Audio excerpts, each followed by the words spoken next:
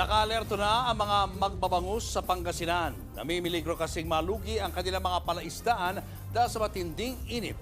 Nasa frontline na balitang yan si Rainiel Pawid. Matapos magpakain ng bangus sa kanyang palaisdaan sa Mangaldan, Pangasinan, inihanda na ni Greg Bautista ang kanyang water pump. Nangangamba kasi siya kapag mababa ang tubig sa fish pond. Ubusin naman yung mga ibon na sa panggabi dahil siyempre mababaw eh.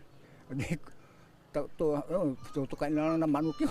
Sa tindi raw ng init ng panahon, hindi malabong matuyo ang palaisdaan. Pero ang pinakainiiwasan nila Tatay Greg, ang mamatayan ng isda at tuluyang malugi. Siyempre kulang yung tubig, mainit eh. Magkakamatay yun. Lalo pag may mga hipon pa, mamamatay, pupula yung mga hipon mo. Sa bayan pa lang ng Mangaldan, 500 hektarya na ang mga palaisdaan sa mga barangay ng Maasin, Salan at Talugtog. Malawak rin ang bangus pond sa Dagupan at San Fabian. Ang samahang magbabangus ng Pangasinan naka-alerto sa perwisyong posibleng idulot ng tag-init.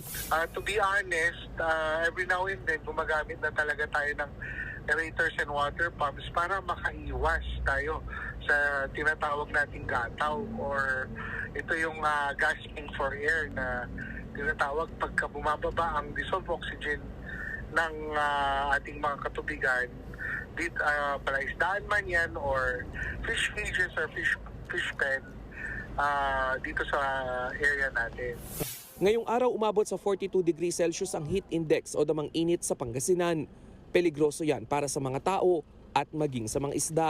Nagbabalita mula sa frontline, Rainiel Pawid, News 5. Mga kapatid, Julius Babaw po. Iba na ang may alam at may pakialam sa panahon ngayon.